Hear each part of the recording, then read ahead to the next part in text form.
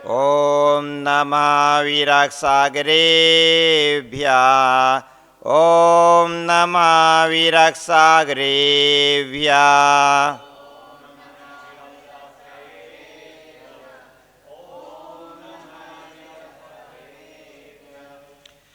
नमः श्रीवर्धमानाय निर्धूतकलिलात्मने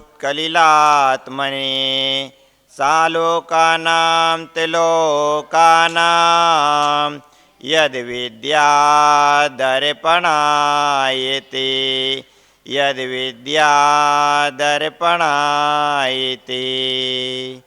गुरु अरहत गुरु सिद्ध गुरुराचार्य पाठिका गुरु साक्षात् परम साधु तस्मै श्री गुरुवे नमः। तस्मै श्री विराग गुरुवे नमः। तस्मै श्री विराग गुरुवे नमः। अनंत अनंत सिद्ध परमेष्टि भगवान की, देवादिदेव 1008 श्री पार्श्वनाथ भगवान की, देवादिदेव 1008 श्री श्रीमंदर स्वामी भगवान की, परम पूज्य आचार्य समंतवद्ध स्वामी की, परम पूज्य वात्सल रत्नाकर आचार्य श्री विमल साई जी महाराज की, परम पूज्य तपस्वी सम्राट आचार्य श्री सनवती साई जी महाराज की, परम पूज्य सर्वोत्कृष्ट समाधि साधक राष्ट्रचंद भारत गौरव गणाचार्य गुरुदेव सर श्री विराग साई जी महामुनि राज की, परम पूज्य आचार्य श्री विशुद्ध साई जी महामुनि राज की, अहिंसामयी विश्व धर्म की।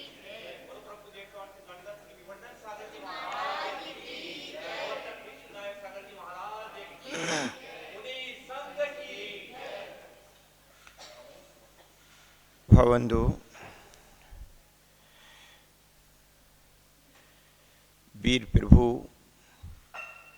एवं आचार्य प्रवर परम पूज्य आचार्य भगवान विराग साई जी महामुनि राज की मंगल आशीष छाया पड़ावा का प्राचीन प्रतिमा से सुशोभित पार्श्वनाथ भगवान की प्राचीन प्रतिमा से सुशोभित प्राचीन जनालय जिनेन्द्र भगवान की मंगलमय वाणी का श्रवण बंधु, जीवन में धर्म वस्तु का स्वभाव होता है।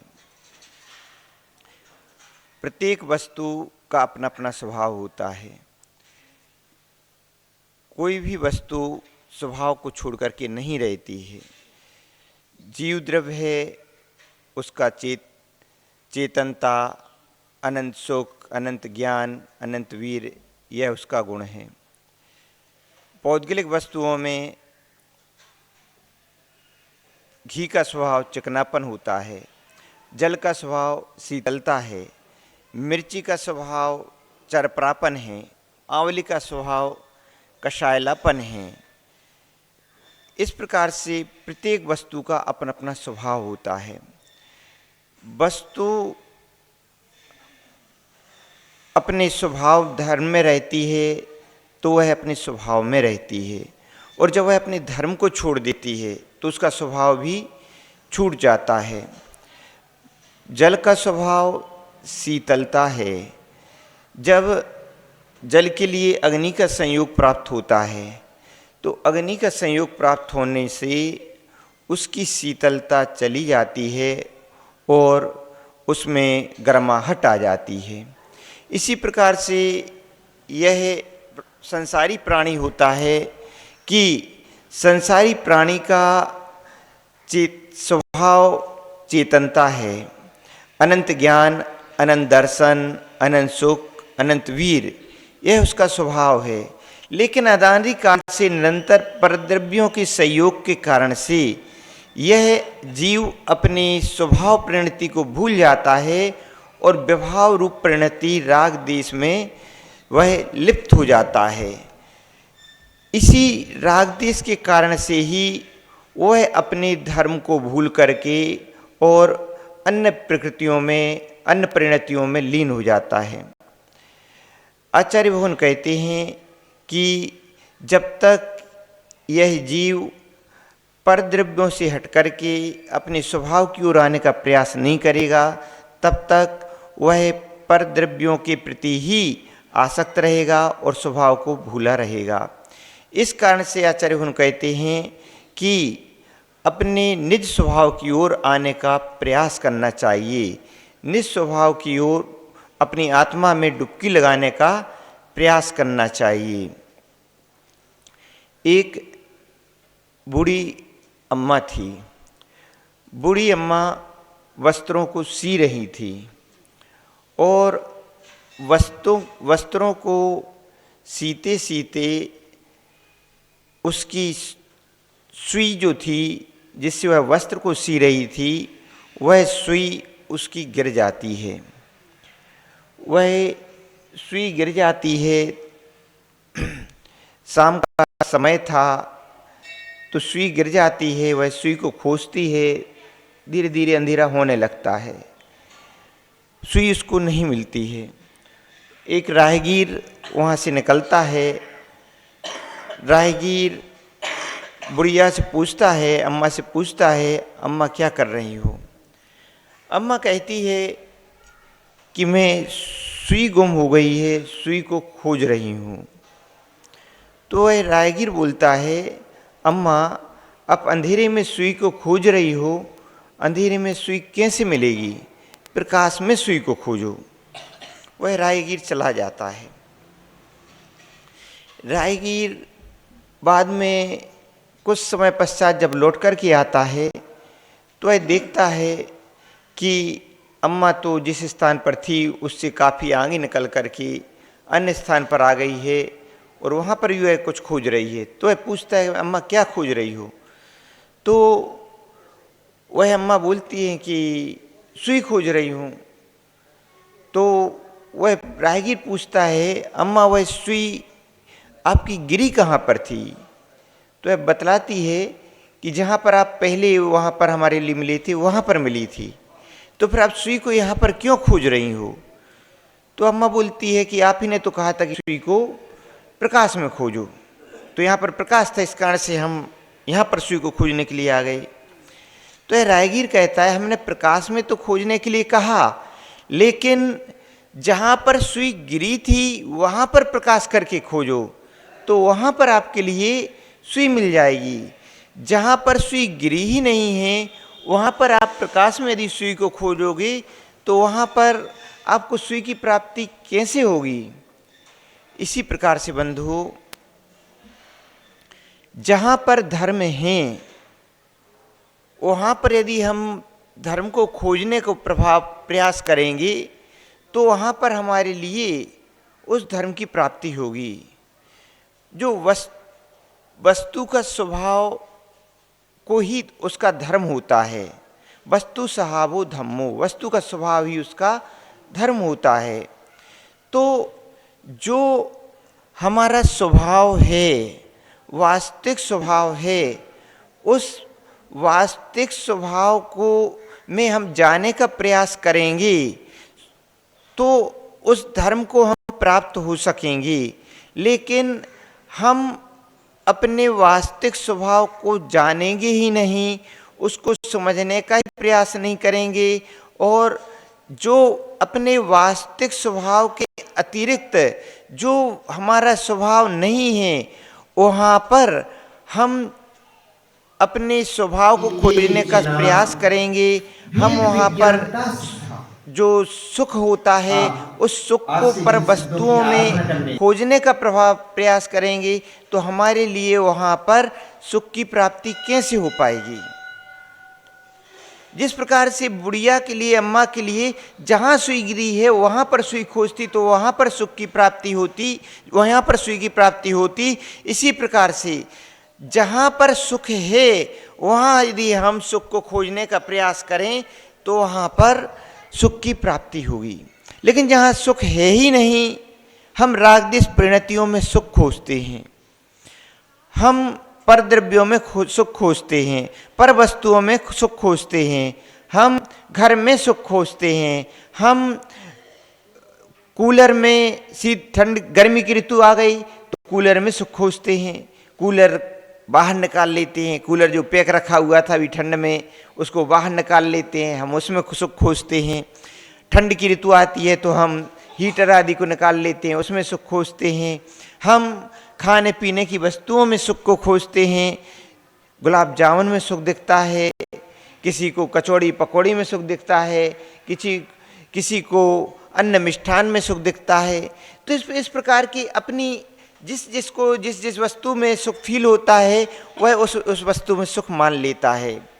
बंधु, आचार्य भगवान कहते हैं यह सभी इंद्रिय जनित सुख हैं। कौन से सुख हैं? इंद्रिय जनित सुख हैं। ये इसमें हमारे लिए सुख जैसे लगते हैं।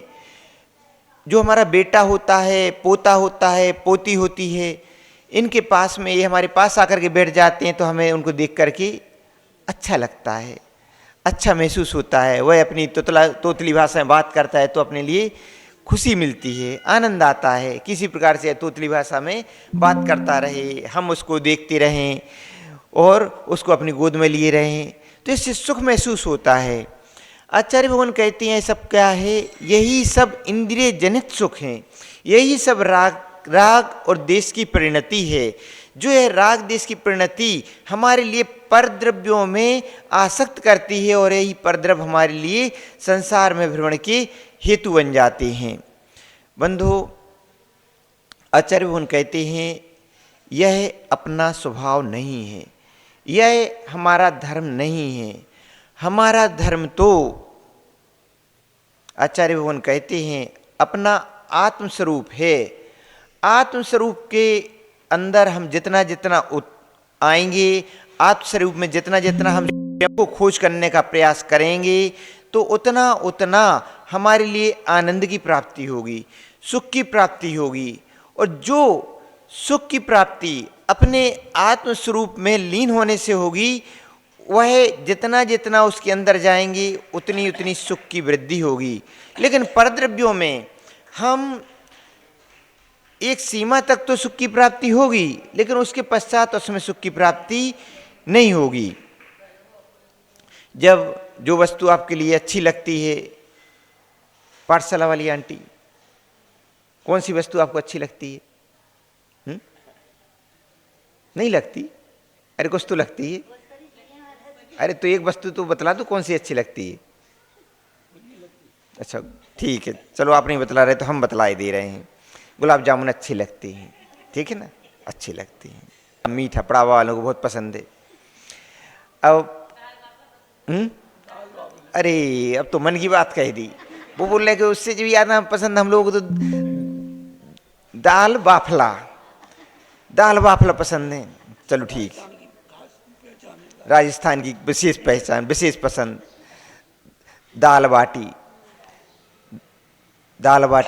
अब दाल बाटी अब आपके लिए आ गई। आप दाल बाटी आपके लिए बहू ने बना कर के दी कि लो सासू जी ये दाल बाटी खाओ।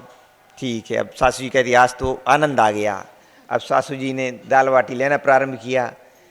1 2 3 4 5 2। अरे जब पसंद है तो फिर वो लेते जाओ ना। सुख जिस वस्तु में प्राप्त होता है उस वस्तु को, सुख तो ऐसी वस्तु है कि कितना भी लेते जाओ उसमें कमी नहीं आनी चाहिए। उस वस्तु के सेवन से वह सुख है। परिभाषा तो सुख की यह है कि जिस वस्तु के सेवन को, उसका जितना भी उसका सेवन करो तो निरंतर सेवन करते जाओ और आनंद की वृद्धि होती जाए, तो उस वस्तु में वह वास्तविक सुख है। अब लेकिन अभी तो बोल रही थी कि हाँ इसी में आनंद है, दाल बाटी में ही आनंद है। अब लेकिन आप तो बोल रही कि दाल बाटी हम 2 से ज़्यादा ले ही नहीं पाएंगे। क्या हो जाता है, और अधिक ले ली तो स्वास्थ्य खराब हो जाएगा, इस कारण से ज़्यादा नहीं ले पाती हैं। तो आशय तो यह हुआ कि दाल बाटी में सुख नहीं था। अब लेकिन आप बोल रही थी क्योंकि वह जिह्वा इंद्री से उसका सहयोग होता है तो उसमें आनंद आता है, बड़ी चटपटी लगती है, तो फिर अच्छा। अब पाठशाला पढ़ाती हैं तो बहुत ज्ञानी हैं, बोल रही हैं कि बस इंद्रिय सुख इतना ही होता है कि जिह्वा पर है तो आनंद है और घाटी उतरे माटी, क्या हो गया, सब बराबर हो गया। बहुत ज्ञान है, बहुत ज्ञान है, बहुत अच्छा है। तो अब ये परद्रव्य होते हैं, परद्रव्यों का आनंद ऐसा ही होता है, राग का आनंद ऐसा ही होता है। हम कुटुंबीजनों के साथ में रहते तो उनके साथ में हमें अच्छा लगता है, लेकिन कब तक अच्छा लग रहा है? जब तक बेटा अपना ध्यान रख रहा है तब तक तो ठीक है। और बेटा बड़ा हुआ, अपने मन की करने लगा, उसने कहा कि पिताजी हमें तो उस लड़की से शादी करनी है। पूछा पिताजी ने, बेटा किस समाज की है? जैन समाज की है? नहीं, जैन समाज की तो नहीं है। पिताजी कहते कि बेटा थोड़ी हमारा भी तो ध्यान रखो, हमारी भी समाज में जो प्रतिष्ठा है उसका भी ध्यान रखो, जहाँ भी शादी करनी लेकिन अपनी जैन समाज में शादी करो। अब बेटा नहीं मानता है। क्या हो गया? वो जो बेटा अच्छा लगता था अब बेटा अच्छा नहीं लगता। इसी प्रकार बेटी बोलने लगी हमें वहाँ शादी करनी। फिर यही पिताजी बोलते हैं जैन समाज का है? नहीं, जैन समाज का नहीं है। अरे मेरी प्रतिष्ठा का तो ध्यान रखो। तो जो बेटी अभी तक अच्छी लगती थी, बात नहीं मानती तो अच्छी नहीं लगती। तो जब तक अपने अनुकूल उनका आचरण रहता है तो अच्छे लगते हैं, अनुकूल आचरण नहीं होता तो अच्छे नहीं लगते। बेटा जुआ खेलने लगा, शराब पीने लगा, अन्य गलत चेष्टाएं करने लगा, बिजनेस में जो भी सहयोग करें पिताजी निरंतर सब व्यसनों में गवा दी। वही बेटा क्या लगने लगा? अच्छा नहीं लगता। क्यों? क्योंकि वह बात नहीं मानता। बंधु, जब तक यह राग देश रूप जिनसे हमारे संबंध रहते हैं अपने अनुकूल प्रवृत्ति करते हैं तब तक तो अच्छे लगते हैं। जब वो उनकी प्रवृत्ति विपरीत हो जाती है तो हमारे लिए अच्छा लगना बंद हो जाती है। बंधु, यही राग आचार्य भगवान कहते हैं कि यह सब इंद्रिय जनित सुख है। इंद्रिय जनित सुख होने से एक सीमा तक तो यह अच्छे लगते हैं, फिर वही हमारे लिए दुख के साधनभूत लगने लगते हैं। तो आचार्य भगवान कहते हैं कि इन पर द्रव्यों में सुख मत खोजो, अपितु सुख कहाँ पर है? अपनी आत्मा में है। कहाँ पर है? आत्मा में है। आत्मा के अंदर सुख है। लड्डू देखा? नरेश भैया, लड्डू खाया? खाया है? अच्छा, ज़्यादा नहीं खाना, पेट खराब हो जाएगा। कम खाना। कैसे खाना? कम खाना। लड्डू कैसा होता है? अरे मीठा तो होता है, चपटा होता है, गोल मटोल होता है। अच्छा, गोल मटोल होता है। तो अब ये बतलाओ लड्डू को कौन से हिस्से से खाएंगे तो मीठा लगेगा? अच्छा, कहीं से भी खा लो, कहीं से भी खा लो, मीठा लगता है। अच्छा, ये तो अच्छी बात बतलाई कि लड्डू को कहीं से भी खाओ मीठा लगता है। जिस प्रकार से लड्डू को चाहे ऊपर से खाओ, नीचे से खाओ, आजू से खाओ, बाजू से खाओ, दाएं से खाओ, बाएं से खाओ, कहीं से भी खाओ, लेकिन लड्डू अच्छा लगता है। इसी प्रकार से अपनी आत्मा होती है। अपनी आत्मा सुख से भरपूर है, सुख से सहित है।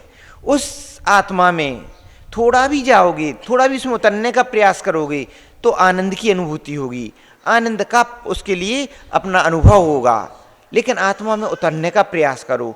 आत्मा में जाने का ही प्रयास नहीं करोगे, आत्मा को खोजने का ही प्रयास नहीं करोगे, आत्मा के विषय जानने का ही प्रयास नहीं करोगे तो अपने लिए आत्मा का आनंद कैसे आ पाएगा? हम कहते कि आत्मा में उतरने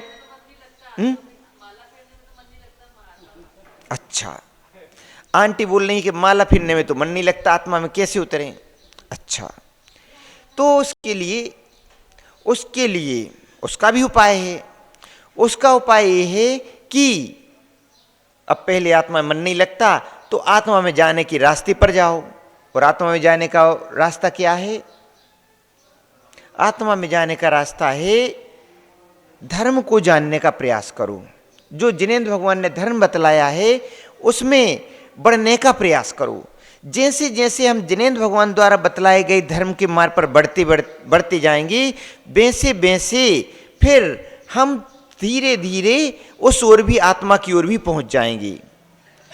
सीढ़ी है, सीढ़ी पर चढ़ना है तो पहली सीढ़ी पर पैर रखना पड़ेगा। इस सीढ़ी जो बनी हुई है तो उसमें क्या करना पड़ेगा? यदि आपको ऊपर आना है तो पहली सीढ़ी पर पैर रखना पड़ेगा।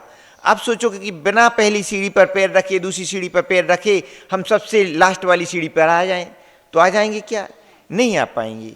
उसके लिए पहला कर्तव्य है कि धर्म के मार्ग का अनुसरण करो। और धर्म का मार्ग क्या बतलाया आचार्य भगवंतों ने? सबसे पहले जो गलत चेष्टाएं हैं उनका त्याग करो। गलत चेष्टाएं क्या हैं? व्यसन, सप्त व्यसनों को छोड़ो। सप्त व्यसनों को छोड़ने के पश्चात में धर्म की ओर आओ। तो धर्म की ओर आने का मार्ग क्या है? षट कर्तव्य, देव पूजा, गुरुपास्ति, स्वाध्याय, संयम, तपा, ध्यानम, चेष्टि, गृहस्थानाम, षट कर्माणि दिने दिने। यह 6 कर्तव्य आचार्य भगवंतों ने बतलाए हैं। पाक्षिक श्रावक, नैष्ठिक श्रावक, यह और षट कर्तव्यों का पालन। इतना करने के साथ साथ सम्यक दर्शन को धारण करो। क्या करो? आचार्य भगवान कहते हैं सम्यक दर्शन को धारण करो।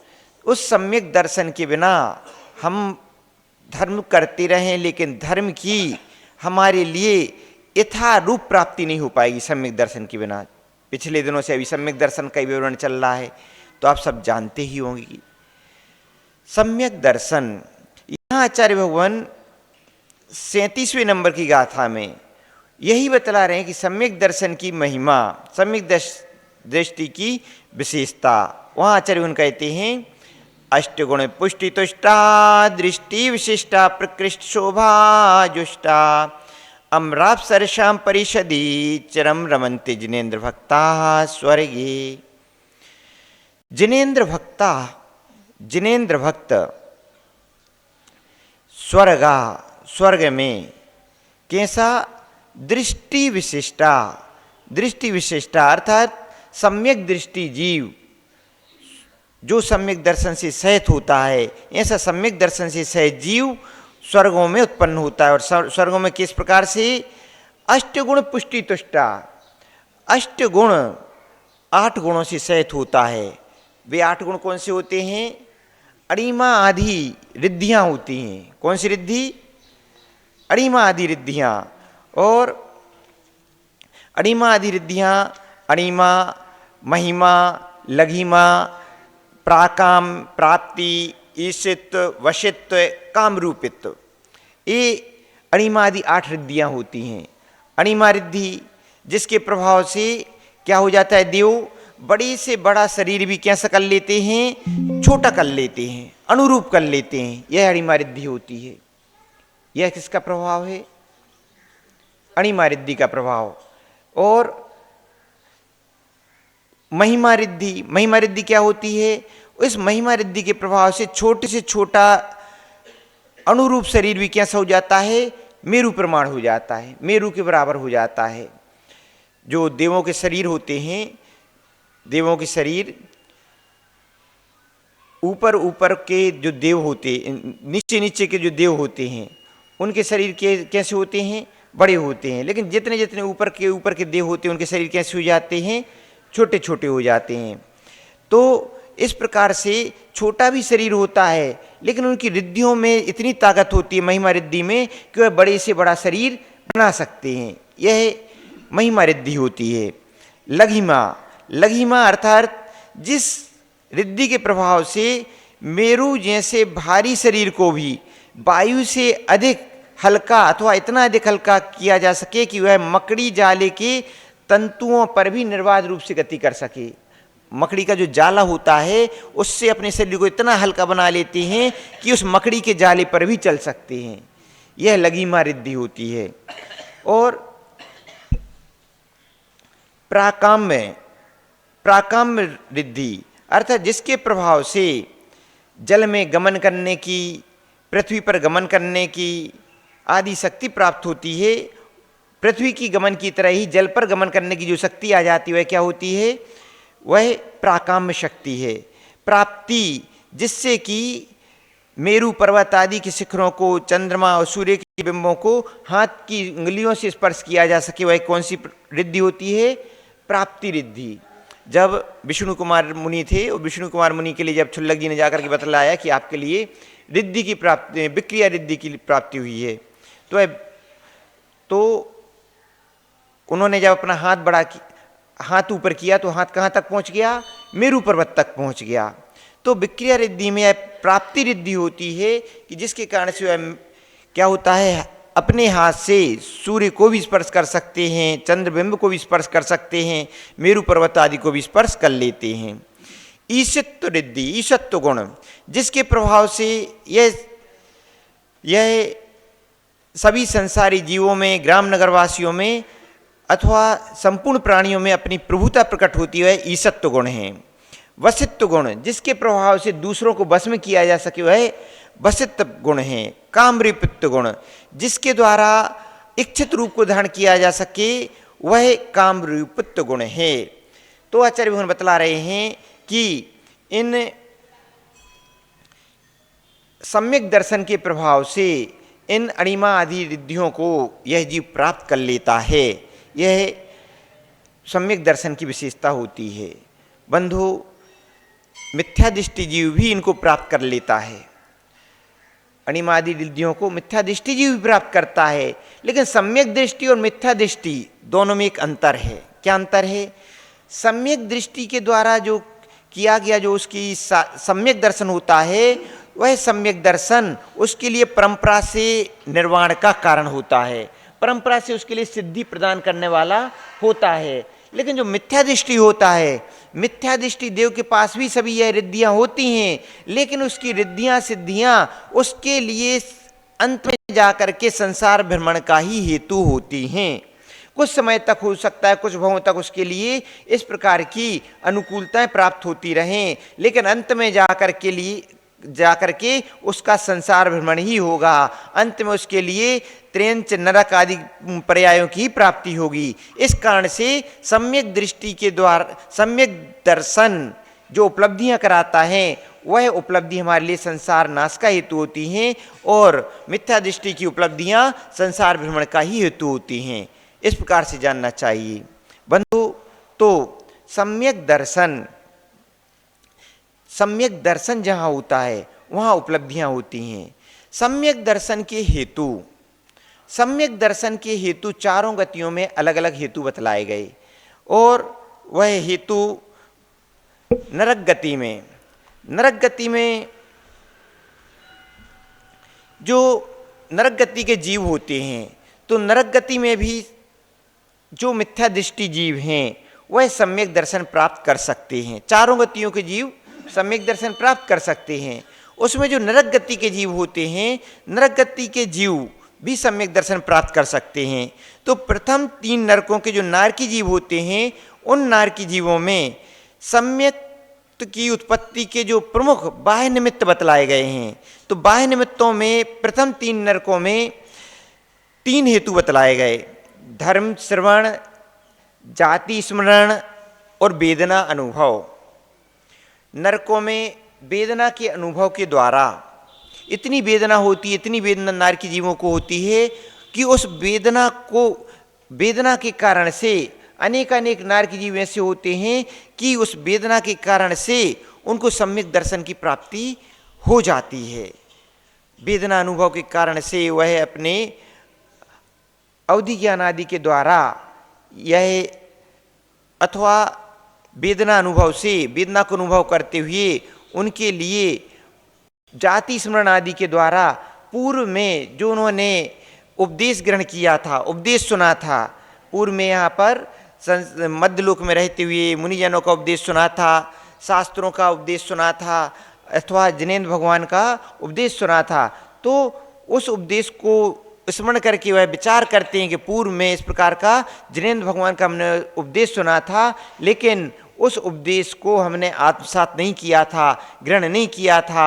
गुरुओं ने हमें धर्म का मार्ग बतलाया था, लेकिन हमने उनकी बात नहीं मानी थी, और हम उस धर्म के मार्ग पर नहीं बढ़े थे, और निरंतर हिंसादि कार्यों में ही संलग्न रहे, पाप कार्यों में ही संलग्न रहे।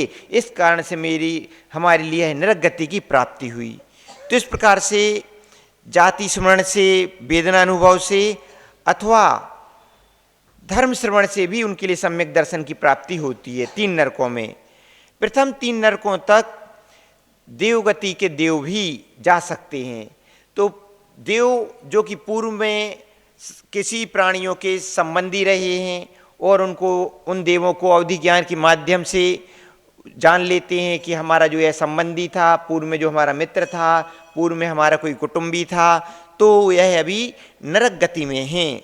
तो सम्यक दृष्टि जीव वहाँ पर जा करके उनके लिए संबोधन देते हैं कि तुम मिथ्यात्व के कारण से तुम्हारी यह दशा हुई कि तुम्हारे लिए नरक को प्राप्त करना पड़ा, तो अब तुम देव सम्यक दर्शन को धारण करो, सच्चे देव शास्त्र गुरु के प्रति श्रद्धा को धारण करो, सात तत्वों पर श्रद्धा को धारण करो।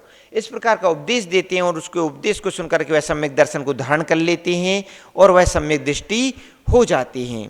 तो प्रथम 3 नरकों में 3 हेतु सम्यक दर्शन के बतलाए गए, धर्म श्रवण, जाति स्मरण और वेदना अनुभव।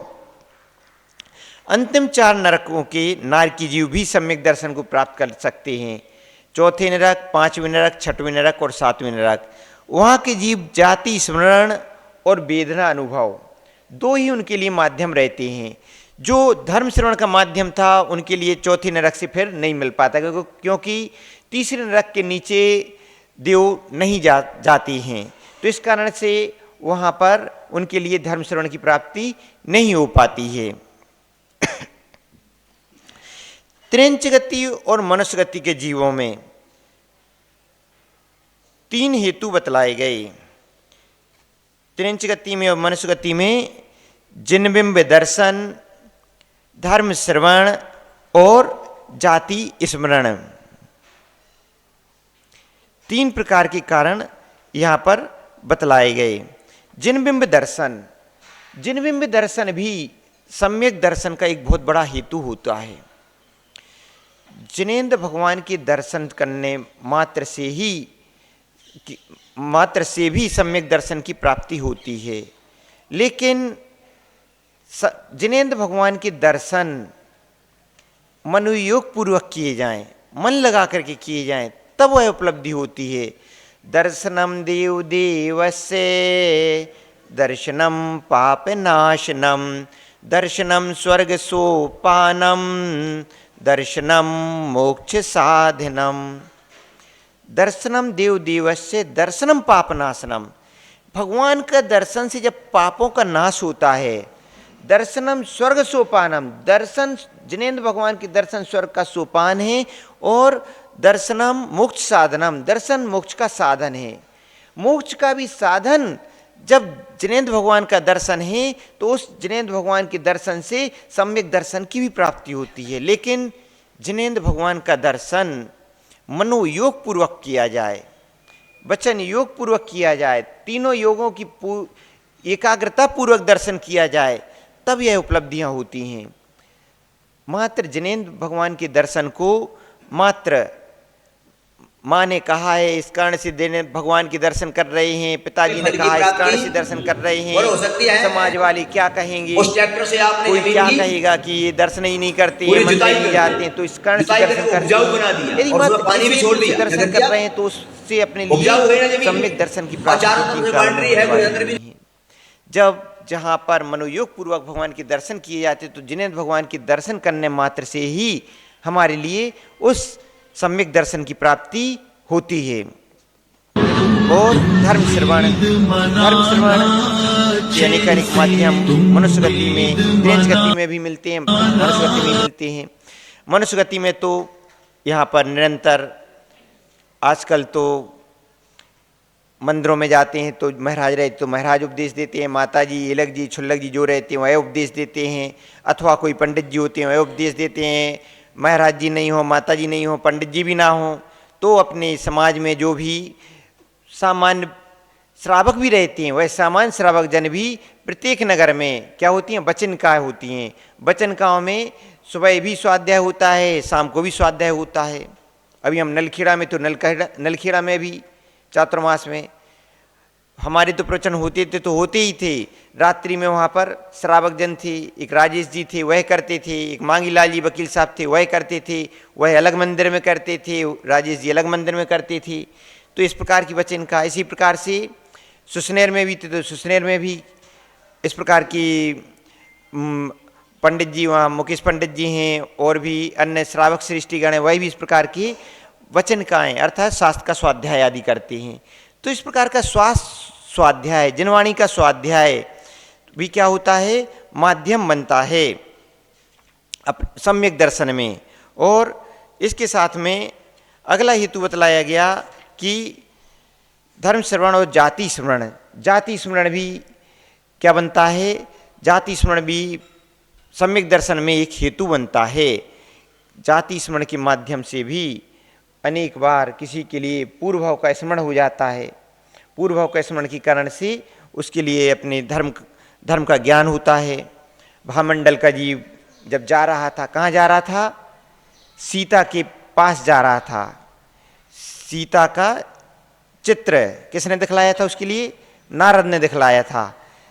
तो नारद ने दिखलाया तो सीता के चित्र से प्रभावित हो गया। तो उसने पहले प्रयास किया कि सीता का वर्ण, सीता मेरे लिए वर्ण करे। जब लेकिन उसके लिए सफलता नहीं दिखी तो वह स्वयं ही क्या करता है? सीता के पास जाने के लिए उद्यत होता है और आकाश मार्ग से सीता के पास जाता है। तो नीचे जब उसकी दृष्टि पड़ती है तो पूर्व भाव का उसको नीचे का दृश्य देख करके, वहाँ की जो नगरियाँ आदि थी उनको देख करके उसके लिए जाति स्मरण हो जाता है। और जाति स्मरण होने में उसके लिए ज्ञान हो जाता है, अरे जिसके लिए मैं जा रहा हूँ, सीता को वर्ण करने की इच्छा से जा रहा हूँ, सीता तो मेरी बहन है, सगी बहन है, जिसका जन्म उसी पिता से हुआ है, माता से हुआ है, जिससे मेरा जन्म हुआ है। ऐसा उसके लिए जाति स्मरण के माध्यम से ज्ञान हो जाता है, भान हो जाता है, धर्म का भी उसके लिए भान होता है। तो बंधु, जाति स्मरण से अनेक बार इस प्रकार का जाति स्मरण होता है कि पूर्व भाव का भी स्मरण हो जाता है और उसके माध्यम से हमें सम्यक दर्शन भी जाति स्मरण के बल से हो जाता है। तो इस जिनबिंब दर्शन, धर्म श्रवण और जाति स्मरण के द्वारा त्रिंच गति में और मनुष्य गतियों में सम्यक दर्शन होता है। त्रिंच जीव भी सम्यक दर्शन को प्राप्त कर लेते हैं। शेर के जीव को चार नदीधारी मुनिराजों ने उपदेश दिया तो उसके लिए क्या हुआ? सम्यक दर्शन हुआ और वह शिकार कर रहा था हिरण का, और वहाँ पर चार नदीधारी मुनिराज उसके लिए उपदेश देते हैं कि हे मृगराज, तू तो भावी तीर्थंकर है और किस दीनहीन प्राणियों का शिकार कर रहा है। इस प्रकार से महाराज के उपदेश से उसके लिए सम्यक दर्शन होता है, वह अनुवृत्तों को धारण करता है। तो त्रिंच प्राणी भी सम्यक दर्शन को प्राप्त कर लेते हैं। एक श्यार का दृष्टांत कथानक शास्त्रों में आता है कि मुनिराज के उपदेश से उसने क्या किया था? रात्रि में अन्नपान का त्याग किया था कि रात्रि में हम अन्नपान को ग्रहण नहीं करेंगे। और वह शाम के समय में उसको कहीं जल नहीं मिलता और शाम के समय वह जल की खोजते खोजते एक बावड़ी के पास पहुंचता है, लेकिन बावड़ी के अंदर उतरता है तो उसको अंधेरा दिखता है कि अरे अंधेरा हो गया। तो वह बाहर आता है तो बाहर दिखता है कि प्रकाश है अभी तो वह बार बार ऊपर नीचे होने में ही उसके प्राण निकल जाते हैं और वह क्या होता है? स्वर्ग में देवपद प्राप्त करता है। तो इस प्रकार से त्रिंच जीव भी सम्यक दर्शन को प्राप्त कर सकते हैं। त्रिंच जीव में भी जानने की, सोचने की, समझने की, सुनने की और अपनी बात को, कही गई बात को समझने की उनमें शक्ति होती है। इस प्रकार का देखा जाता है। कई बार अनेक प्राणी होते हैं, वह बिहार आदि हम लोगों का, महाराजों का होता है, उनके साथ साथ चलने लगते हैं। एक बार परम पूज्य गुरुदेव का बिहार हो रहा था, तो एक बछड़ा साथ साथ चलता रहा और काफी दूर तक चला। काफी बार उसको अलग किया गया, निकलने अलग नहीं होता था। एक बार एक बकरी साथ में हो गई तो काफी दूर तक साथ में चली और अलग होने पर भी नहीं हुई। शाम को जब उस दूसरे गांव से उसके मालिक को बुलाया गया तब वह बकरी साथ में उसके वापस लौटी। कई बार अनेक कुत्तों को देखा जाता है। अनेक कुत्ते विहार करते करते साथ में हो जाते हैं, ना जाने कितने दिन तक साथ साथ चलते रहते हैं। साथ में चलने वाले कई बार उनको दूर करने का प्रयास करते हैं, वो दूर ही नहीं होते। तो इस प्रकार उनको भी जाति स्मरण आदि हो जाता है, पूर्व भाव का स्मृति में याद आ जाता है। पूर्व भाव में वो किसी श्रेष्ठ पर्याय में रहे हों, धर्म की संगत में रहे हों, वह उनको स्मरण में आ जाता है। तो इस प्रकार की परिणति उनकी देखी जाती है, त्रिंचों की भी। तो इस प्रकार से त्रिंच जीव भी सम्यक दर्शन प्राप्त कर सकते हैं। देवगति में भी सम्यक दर्शन हो सकता है। देवगति के देवों में जो भवनवासी, वेंतरवासी और ज्योतिषी, ये जो इन देवों में जो जाते हैं, इनमें जिनका जन्म होता है वह मिथ्यात्व के साथ ही जन्म होता है। भवनवासी, वेंतरवासी और ज्योतिषी देवों में सम्यक दर्शन के साथ जन्म तो कल्पवासी देवों में ही होता है। और जो मिथ्यात्व से सहित भी जो देव हों, चाहे भवनवासी, वेंतरवासी, ज्योतिषी देव हों अथवा इसके ऊपर के कल्पवासी देव हों, तो वो भी यदि मिथ्या सहते हैं तो वो भी सम्यक दर्शन को प्राप्त कर सकते हैं, और वहाँ उत्पन्न होने के अंतर्मुहूर्त बाद ही वह सम्यक दर्शन की प्राप्त करने की क्षमता रखते हैं। तो प्रथम तो भवनवासी, व्यंतर और ज्योतिषी देवों में एवं पहले स्वर्ग से लेकर के 12वें स्वर्ग के देवों में जो सम्यक दर्शन की प्राप्ति के हेतु बतलाए गए, तो 4 हेतु बतलाए गए। जिनबिंब दर्शन, धर्म श्रवण, जाति स्मरण और देवऋद्धि दर्शन, तो 4 हेतु बतलाए गए। जिनबिंब दर्शन, वहाँ पर भी जो देवों के विमान आदि होते हैं, तो वहाँ पर भी आकृतिम जिनबिंब होते हैं, आकृतिम चैत्यालय होते हैं, और आकृतिम चैत्यालयों के जिनबिंबों के दर्शन करके उनके लिए सम्यक दर्शन की प्राप्ति होती है। मिथ्या दृष्टि जीव भी उनके दर्शन करता है, लेकिन मिथ्या दृष्टि देव उनके लिए कुल देव मान करके उनकी अर्चना करता है, तो उसके लिए वह मिथ्यात्व में ही पड़ा रहता है। लेकिन अनेकानेक मिथ्या दृष्टि देव भी उनके दर्शन करके, उस जिनबिंबों के दर्शन करके सम्यक को प्राप्त कर लेते हैं। और दूसरा हेतु वहाँ बतलाया गया धर्म श्रवण। उन देवों के लिए धर्म श्रवण के अनेक हेतु प्राप्त होते हैं, और सबसे प्रमुख हेतु तो उनके लिए हो गया तीर्थंकर भगवान की साक्षात देशना, अनेकानेक केवली भगवंतों की साक्षात देशना का प्राप्त होना। इस प्रकार के देवगण तीर्थंकर भगवान की महिमा को सुनकर के, उनकी महिमा को जान करके और तीर्थंकर भगवान के दर्शनों को जाते हैं, और वहाँ पर तीर्थंकर भगवान की उनकी देशना को सुन करके उनके लिए सम्यक दर्शन की प्राप्ति हो जाती है। तो और अनेकानेक देवगण दूसरे सम्यक दृष्टि देवों के माध्यम से धर्म के स्वरूप को सुन करके उनके लिए सम्यक दर्शन की प्राप्ति हो जाती है। तो इस प्रकार से वहाँ पर सम्यक दर्शन का दूसरा हेतु बतलाया गया धर्म श्रवण। तीसरा जाति स्मरण, वहाँ पर देवों के लिए भी जाति स्मरण आदि के माध्यम से सम्यक दर्शन होता है। चौथा होता है देवऋद्धि दर्शन।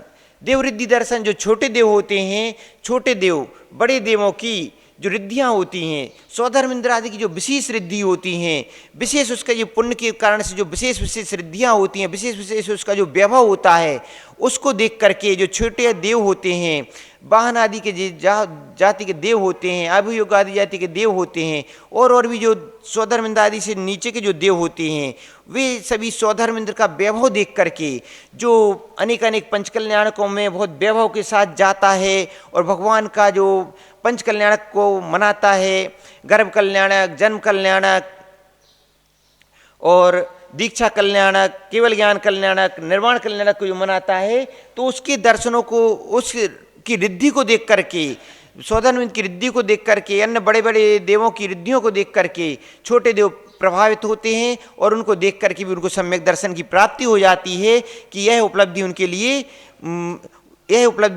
इनके लिए जिनेंद्र भगवान की उपदेशों को श्रद्धा करने से हुई है। तो वही भी फिर जिनेंद्र भगवान के उपदेश की श्रद्धा करते हैं और सम्यक दर्शन को धारण कर लेते हैं।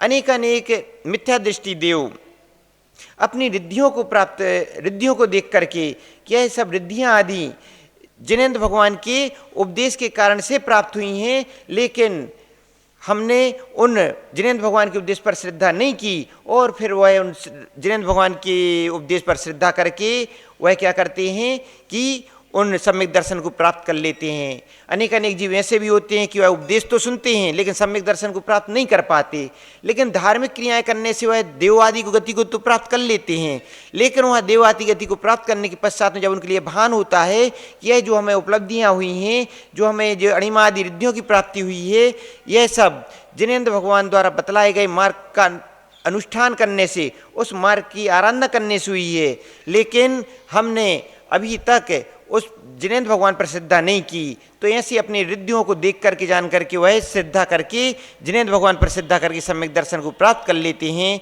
तो बंधु, यह सब हेतु बतलाए गए कि चारों गतियों में किस किस प्रकार से चारों गतियों के जीव सम्यक दर्शन को प्राप्त कर सकते हैं। तो बंधु, हम उस सम्यक दर्शन को प्राप्त करके उस सम्यक दर्शन को को आत्मसात करें और ऐसा सम्यक दर्शन को इस प्रकार से धारण करें कि फिर वह सम्यक दर्शन कभी छूटे ना। कब तक ना छूटे? जब तक कि हमारे लिए निर्वाण की प्राप्ति ना हो जाए। ऐसा हम उस सम्यक दर्शन को धारण करके अपनी इस मानव पर्याय को सार्थक और सफल करें। ऐसा यहाँ पर आशय आचार्य भगवान समन्वयत स्वामी का है। ऐसा आशय जान करके हम उस आशय को आत्मसात करके अपनी आत्मा का कल्याण करें। परम पूरा शंकराचार्य उदेश शिवराज संयम मुनि राज की